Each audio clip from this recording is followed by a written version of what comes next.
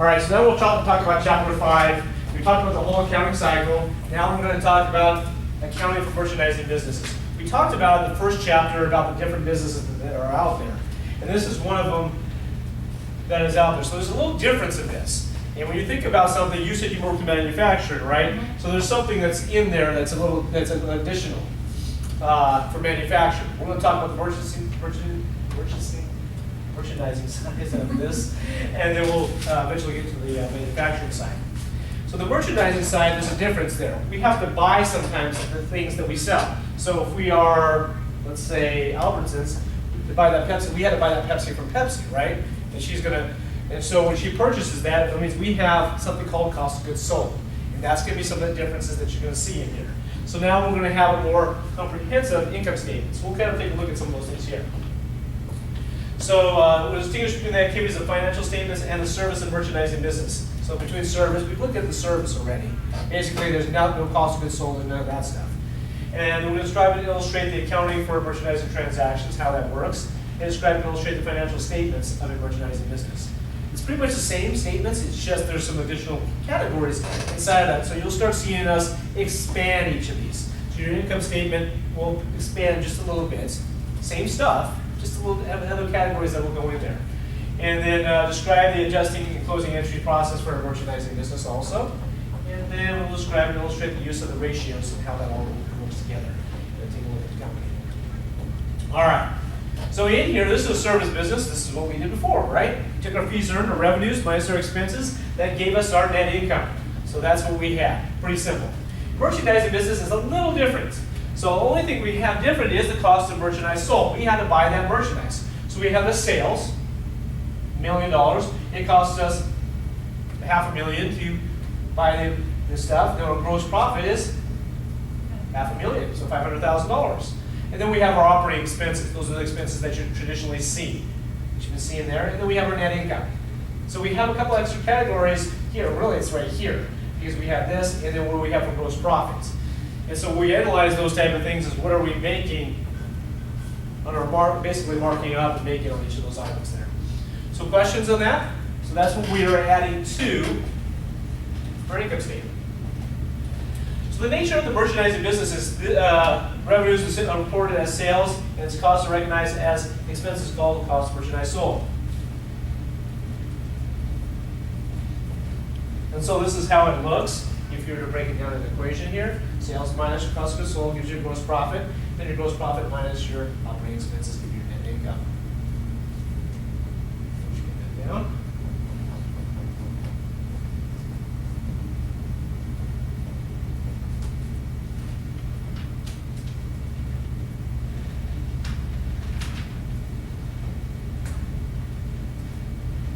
All right. So the cost of merchandise sold is subtracted from the sales to arrive at your gross profit. So that's what your gross profit is. Basically, we sold for this, we bought for this, that's our gross profit. Then we'll take out the expenses that go along with that afterwards. So it is the profit before deducting those operating expenses. So if you think we're Albertsons again, we have the Pepsi, we bought it for 50 cents, sold it for $1, means we made 50 cents on that one Pepsi.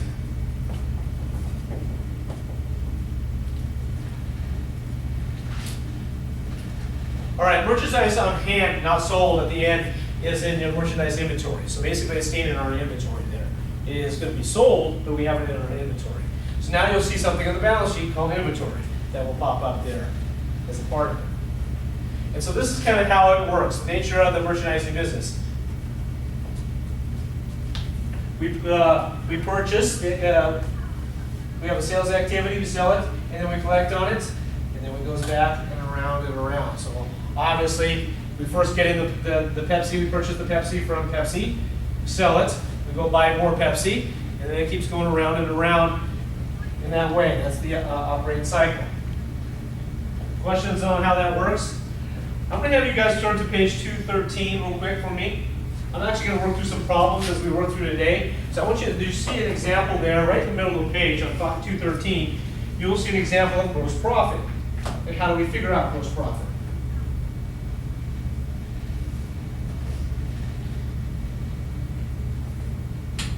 So as you can see, during the current year, merchandise is sold for $250,000 in cash and $975,000 on account. So remember what we have to do in our revenues, what is included in that. And then it says the cost of merchandise sold is $735,000. So what is the amount of the gross profit? So if you're looking at that, we're basically adding our cash and our accounts receivable together to get our total sales, right? And then we're going to take away our cost of merchandise sold. And that's where they came up with the answer there. Questions on how they did that?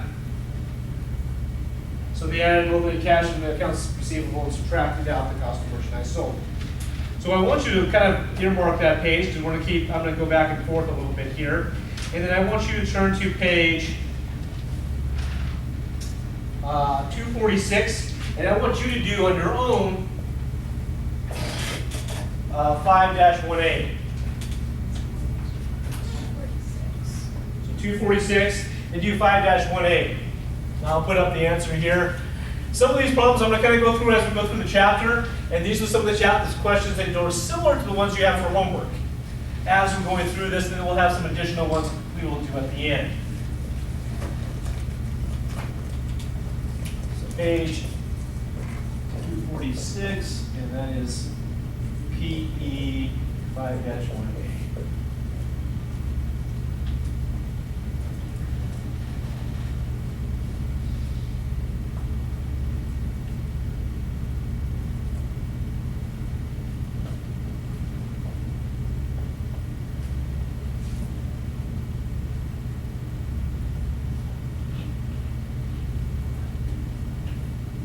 I'll give you another minute or so, then we'll write it out for you guys.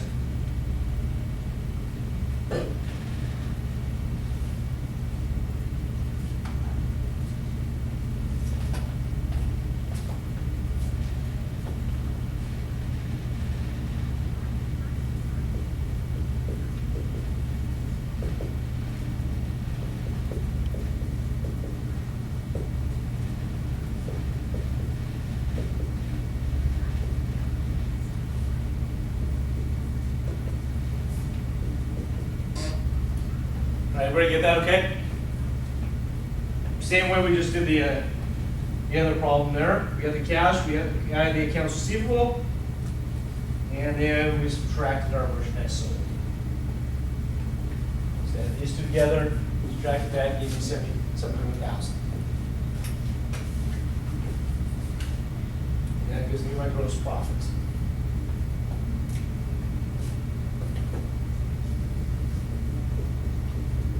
How are we doing so far? All right. Let's continue moving forward. All right. So that's basically the first part of the chapter there. That's the first objective. So the next thing we're going to take a look at is describe and illustrate the accounting for merchandise transactions.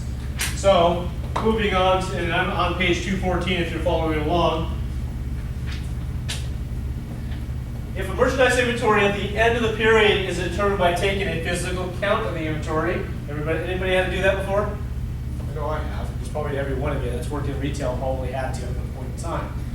A periodic inventory system is being used. So usually they'll do, it's a periodic, they just do it at the end of the month. Now we have a lot of computer systems that basically keep track of that. We still have to do it because there's something we call shrinkage, and we'll talk about that later in the chapter, what that basically means. Under the perpetual inventory system, the accounts of inventory purchased, available for sale, and sold are continuously updated. So that's the perpetual one. It's continually updated. But we also know that sometimes the computer says we have it, and we don't. Reason being is the shrinkage or something's happened, they may have transferred it out and not put it in there. So there can be an issue with that. So there's a lot of different ways, things that could have happened.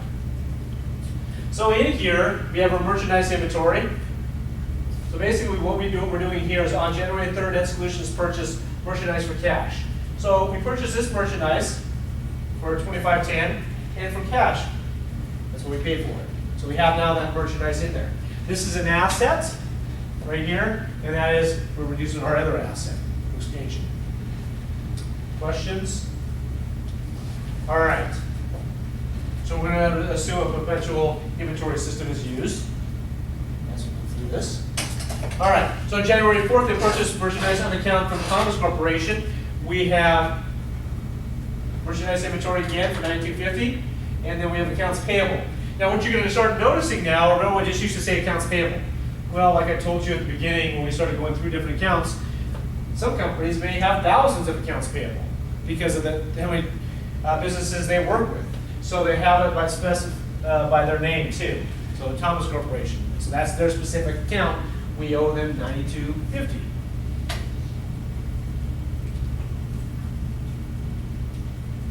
All right. And so this is a sample of an invoice. And we're going to get into some of these things, what they mean, but I want you to look at a couple different things here. And I'm going to go through it, but I'm going to talk about it real quick right now so you can see the invoice of what it means. So obviously, a lot of you can figure that out. Sold to, the customer number, and there's the order date, easy stuff, and then the shipping date, and then how it's being shipped, and then the terms. Here is something that's a little different. So some of you may see this, may understand that pretty well, maybe some of you don't. Basically what this means is you get 2% off if you pay within the first 10 days. That's what that means right here. 2% off if you pay within the first 10 days. Otherwise, it's due in 30 days. Net 30, that's what the N30 stands for. So if you pay within 10 days, we'll give you a 2% discount for paying us a little early. Otherwise, it's due in 30 days. And we'll talk about FOB. We'll talk about the shipping and that stuff a little bit later in the chapter. Actually, maybe chapter 6. We'll talk a little bit about that. But these are the different amounts. So what they purchased is 20 of these wireless PC cards for $150. It's a little expensive now. But that's what it was. All right, so questions? All right, so we're going to go to the credit terms and basically talk about what I just said. So remember that 10 days, you get 2% off in 10 days, we're at 30. And so if they pay in this area here, they get that 2% off. So instead of that, they're only paying $29.40, $60 off. Or otherwise, if they pay in the green area here, they have to pay the full $3,000. Now, a lot of companies do this, and you probably wonder, well, why would you offer 2% discount for paying within 10 days? They want to help with their accounts receivable. Cash, again, key. We need to have cash to be able to run our company, pay our bills. So if we entice people to pay a little early, that helps us. And so we'll talk about that, especially when we come to statement of cash flows, how important cash is to us. So that's why a lot of companies will do that. You'll see that a lot in manufacturing, that they do a lot of that to entice their customers to pay a little earlier.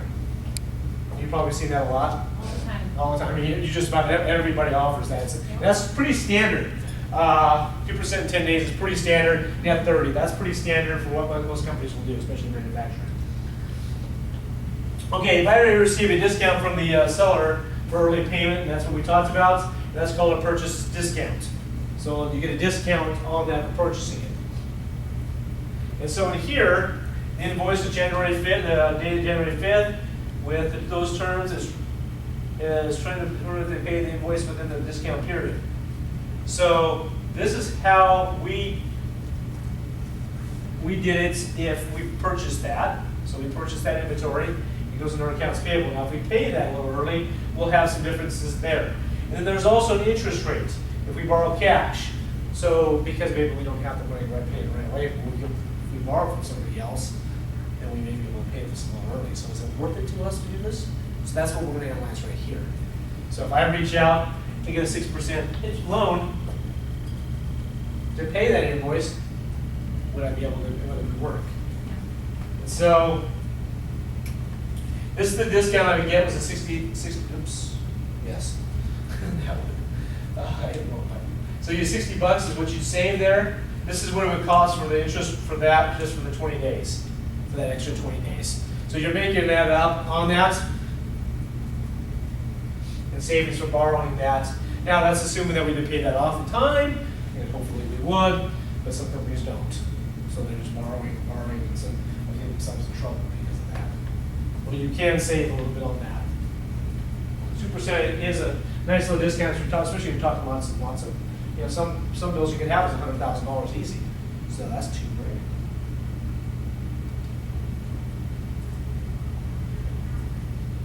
So this is how the net transaction would look if we paid it. So remember, our accounts payable was credited there, right? So now we're debiting it for the exact same amount because we owe $3,000. But we only paid cash at $49.40. So you can see a difference there. We got the 60 bucks. And that's our merchandise inventory. So what we're doing there is reducing our cost in that merchandising inventory by crediting it. So it really only cost us $29.40. Go back real quick. There we go. Cost us $3,000 in here for merchandise inventory. If I credited 60, I'm subtracting from what it cost us.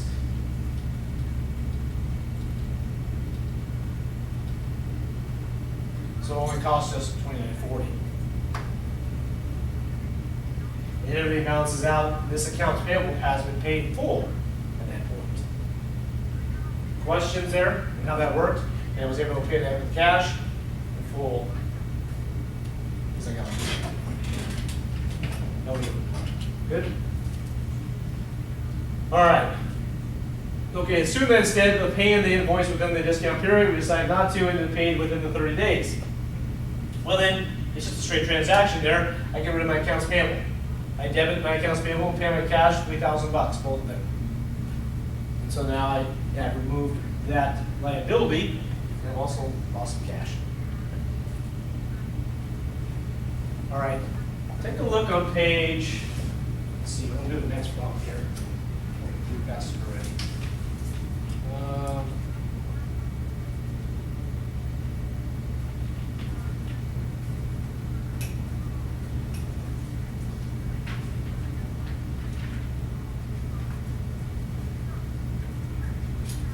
I'm going to have you do a problem here. I want you to take a look at page 218. So on page 218, you'll see an example there. You see a company purchases merchandise on account from the supplier for $11,500. The terms are the same as we just saw. And the company returned $3,000 of merchandise. So let me go through this real quick, then we'll go to that. So there's a $3,000 return. Sometimes that happens because it's defective or we just don't need it, or something was wrong in the order. So that's what a purchase returning allowance is for. So we anticipate that as a company. If I'm a, let's say, a golf company, I'm Callaway, and I anticipate maybe 1 or 2% of my stuff being returned. I may have sold it, but in the meantime, as I've done my stuff, I probably won't expect some of it to come back, just because of things that traditionally, something just wasn't right with it, or they didn't want that, those type of things. So I got to be aware of that.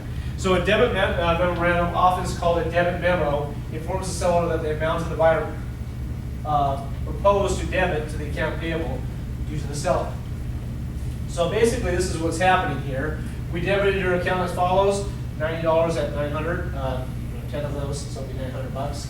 So they're sending it back to them.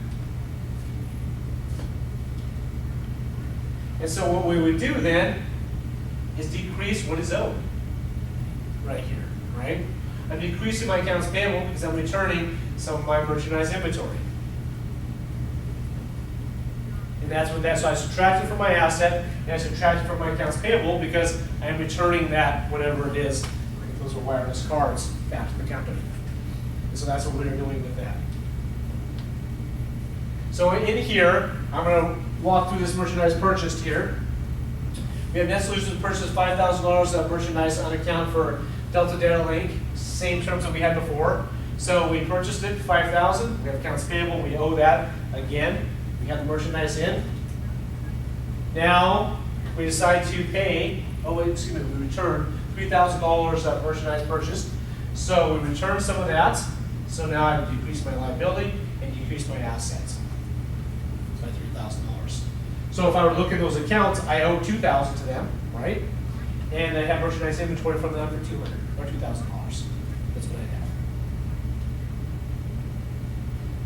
Now an invoice paid the purchase on the May 2nd, less the return and discount. This is what I would pay.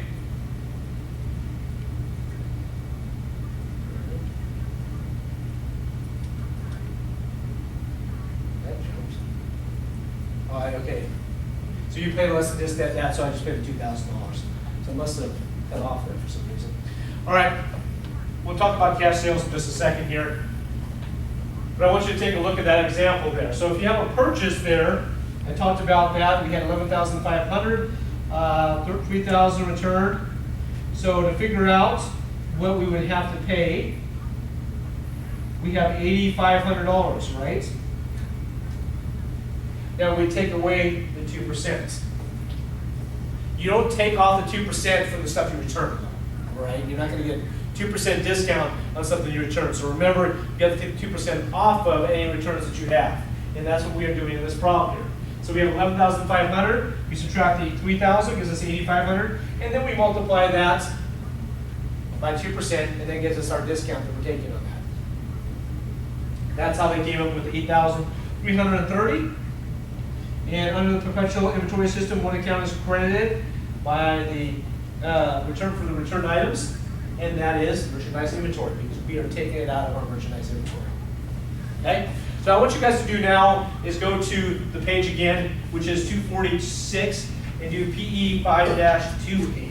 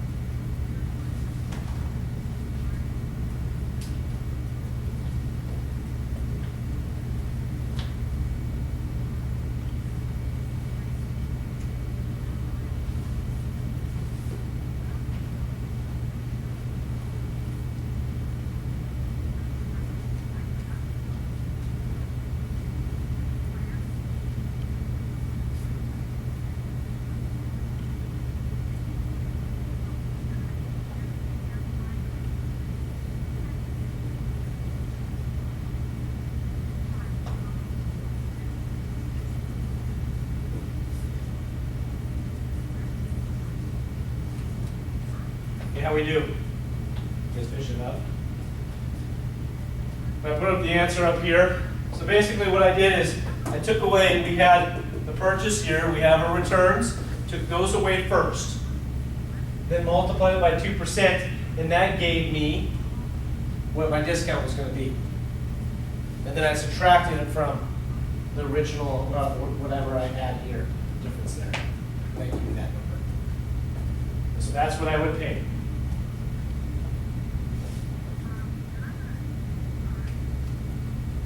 Questions on how that worked out? Go ahead in there. And again, that's from the merchandise inventory. That's what we are credited. Which is the 3950. 3950 is the company return 3950 of merchandise and receipt. A full credit for that. I'm on 5-2A.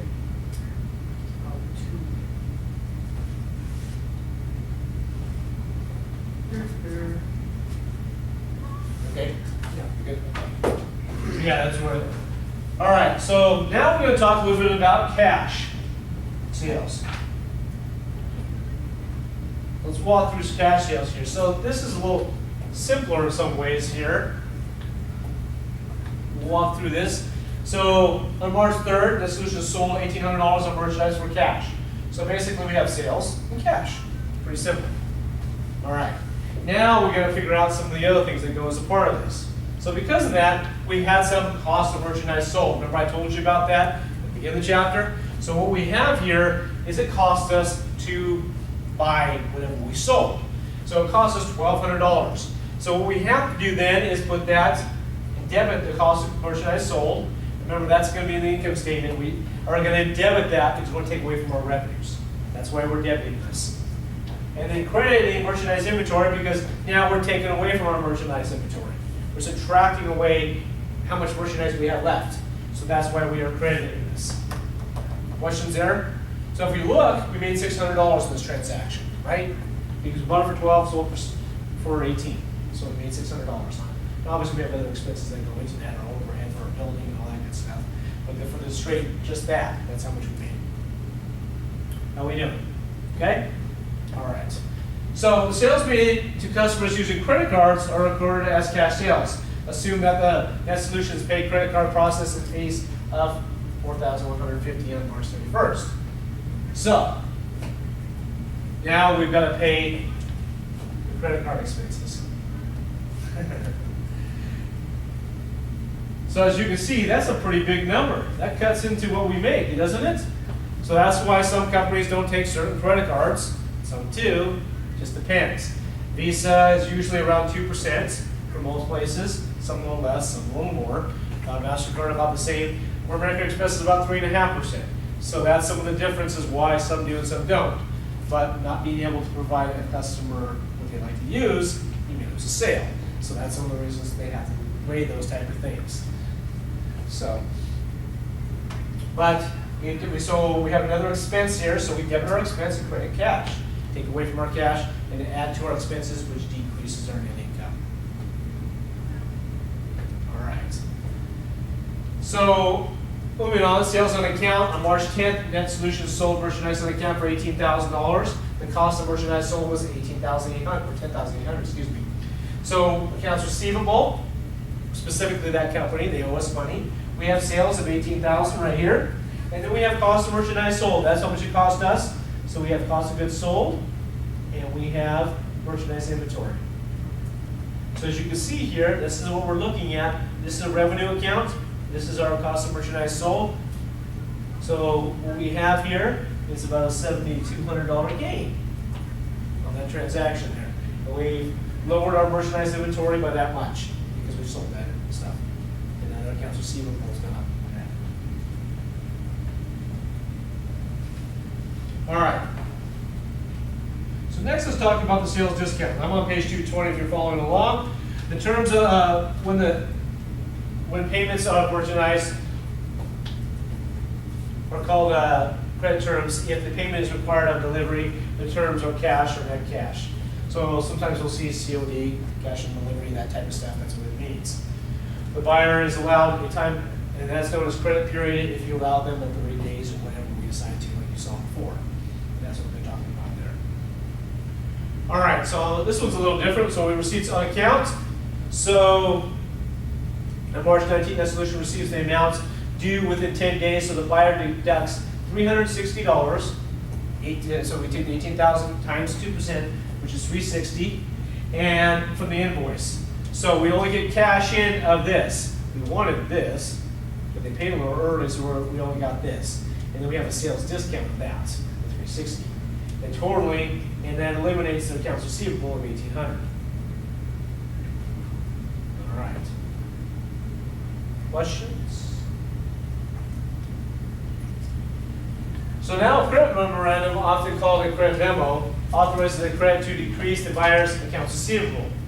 An example of this credit memo, the solution is shown on this slide coming up right here. So this is what it might look like. Just like take a look at it.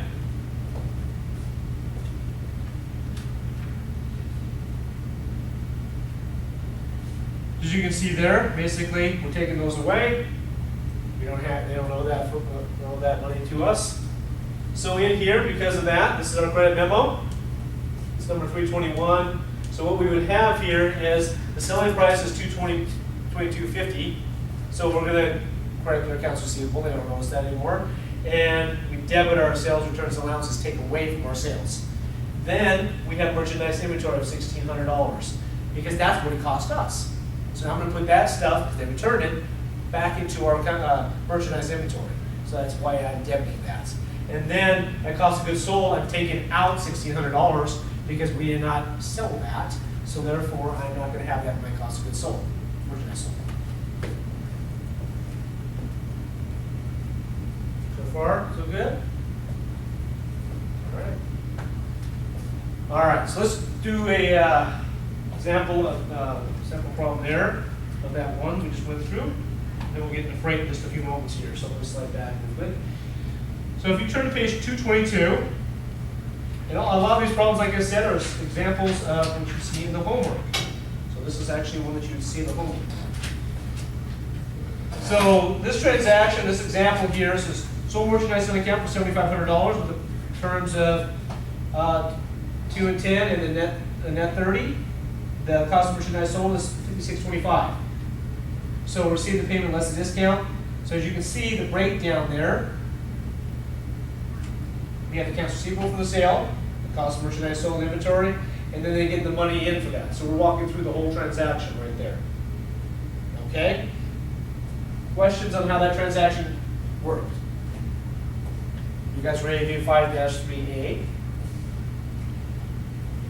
Okay, we'll have you do the 5-3A now. And then we'll go over that one on the board.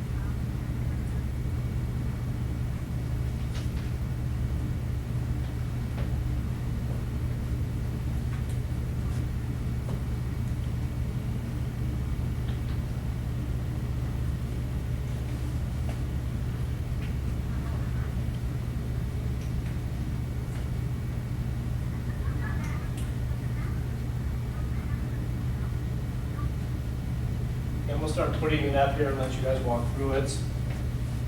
So the first thing is we have a sale on account.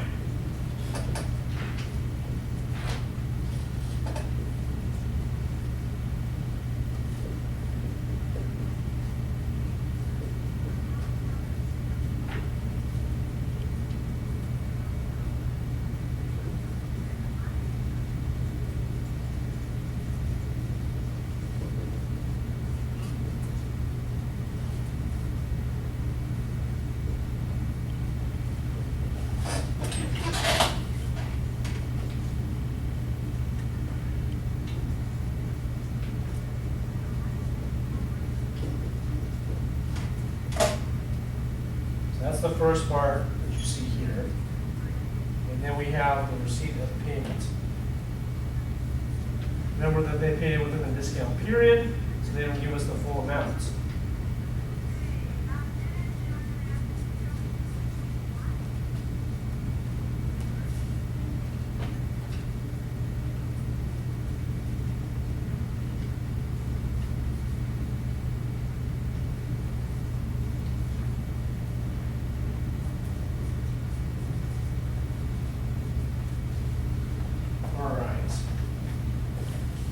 How we do?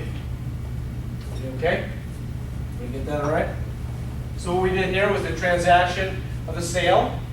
Because of that sale, we had some cost of merchandise sold. That's how much it cost us to purchase that. So we take that out of inventory and we move that into, well, kind of like an expense. So we have that. They paid cash. They got rid of the whole accounts receivable here. As you can see, these match up, so no longer they owe us that. We have the cash here. We only got that in because we got that discount of 2%.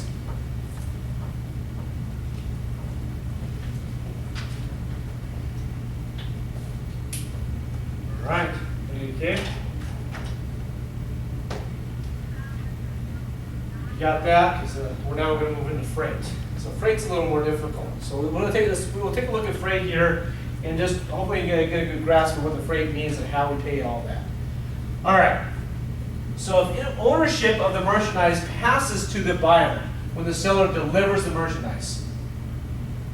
So when I deliver the merchandise. So when I deliver to this person right here, that's when it passes over. Okay? So that's when it happens there. The terms are said to be free onboard shipping points.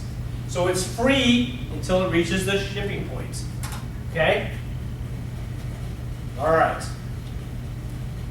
So, going to that, we have on June 10th, Net Solutions buys merchandise from Magna Data on account for 900 terms, free onboard shipping point, and pays the shipping cost of $50. So, we have the merchandise inventory, accounts payable, and then we pay out for the shipping. Why would we go to merchandise inventory and not freight? Since we pay for it, we wanted to add it to the value of that merchandise inventory. Now, you could put it to freight, but specifically we want to make sure that it's added to the value of that. It's because we don't want to market and sell it for 900 when it should be 950 just to really get that merchandise in. So that way when we move it over to cost of goods sold or merchandise sold, it's that. It's accurate that way. Now, if the ownership of the merchandise passes to the buyer when the buyer receives the merchandise, the terms are said to be destination. So, this is a little different here. Accounts receivable, so we have $700 here, and then $480. Since we're not having to pay anything for that, we just keep it the way it is.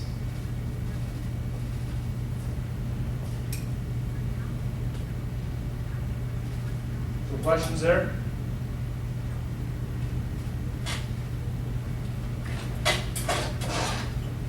All right, on June 15th, Net Solutions pays freight of $40 on a sale of June 15th. So then we have a delivery expense or freight or however you want to word it, depending on the company, how it sets up that way. So you have delivery expense of $40 and then cash, we're paying for that.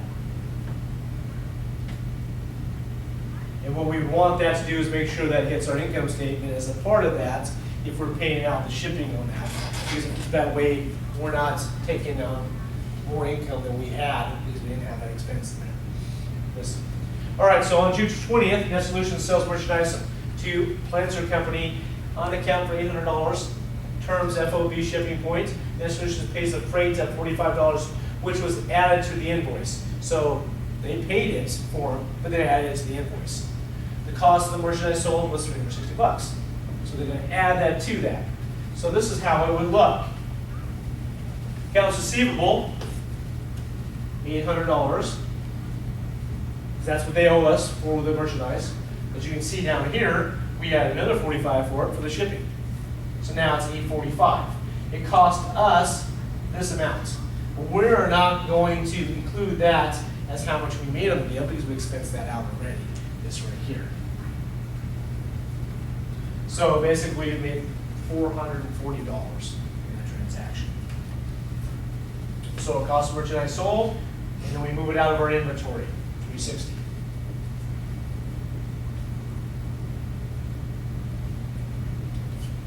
All right. And this is kind of a description of what happens here. So I'll let you kind of take a look at it.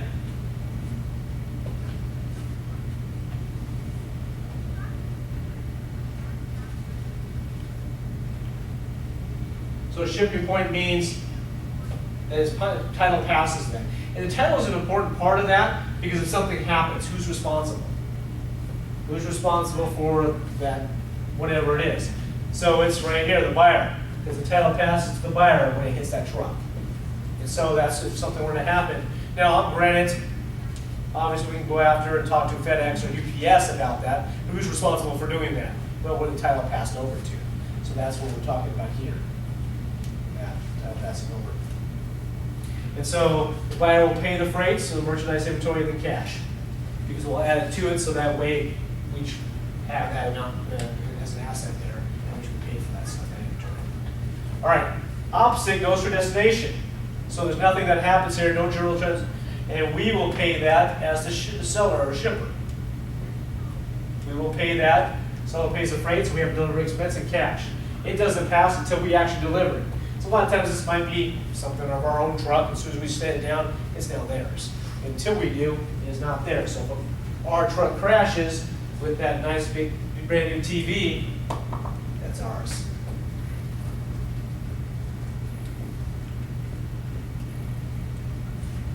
Okay, so a quick summary on how this all works.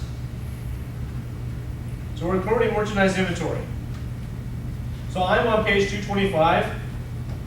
And I'm just going to kind of walk through this, and then I'm going to have us do the freight terms in just a moment here. But I just kind of want to give you guys a little breakdown before we do that problem. So what we have here is your purchase of merchandise for sale. That's what we're going to debit, and any freight for merchandise purchased, FOB shipping points here. And then merchandise returned from the customer. These are your credits that can happen: purchase discounts, purchase returns and allowances, and then cost of merchandise. So we're taking away, when we do these things, we're adding to it for these things here. On this here, the cost of merchandise sold, that's merchandise sold here, the merchandise returned, we're taking away from. So questions? Use that, mark that. You may want to know where that is to kind of help with some of this stuff in this chapter. So you may mark that page or something. All right, let's take a look at a problem here on the top of that page where I was, 225. So we're going to work through an example of this freight, and how freight works. You will see this probably somewhere. All right, so determine the amount to be paid in full settlement of each of the two invoices, A and B, assuming that the credit for returns and allowances was received prior to payments and that all invoices were paid within the discount period. So everything was paid on time and early, actually. So I'm on page 225, this example 5-4.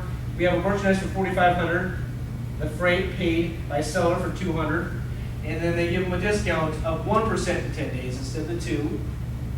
And then we have a returns and allowance of $800. So if I do all of that, so we have purchases, take away the $800, and then we take away the discount, and then we add the shipping to it. Everybody see that?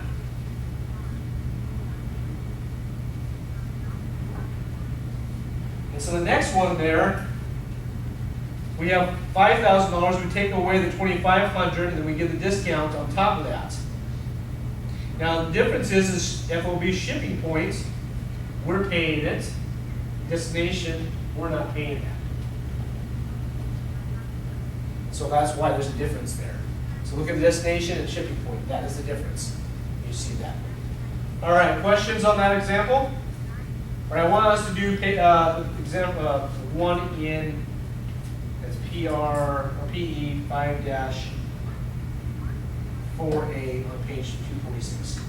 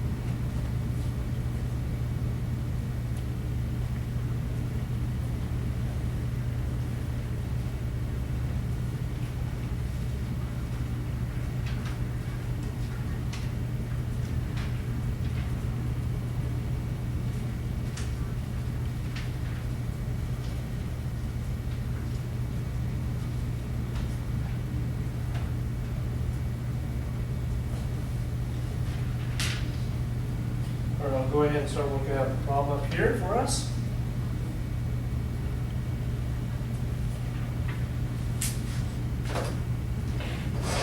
We have 180, we have 20,000 returned, and then we'll take the 1% discount on that.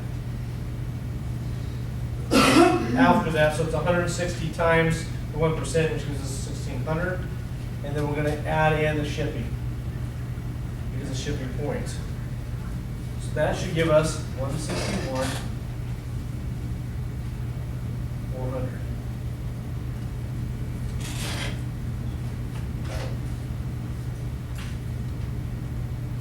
This will be 16.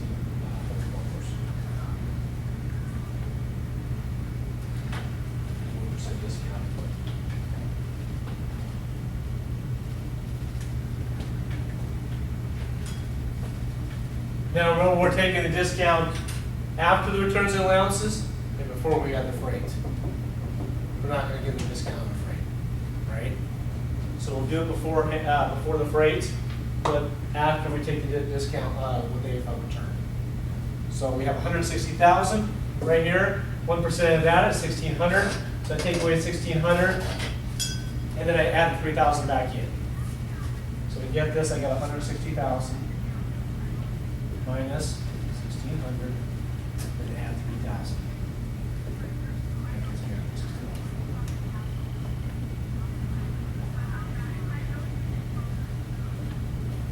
Questions how I got that? All right, so the second part of the problem then is a little different because we have destination. We're not going to have any shipping. 80,000.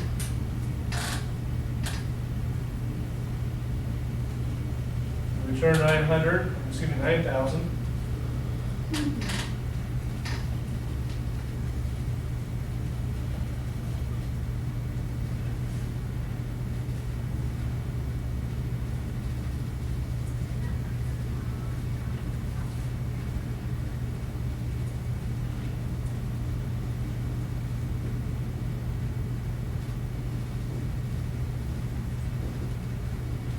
That's how I came up with that.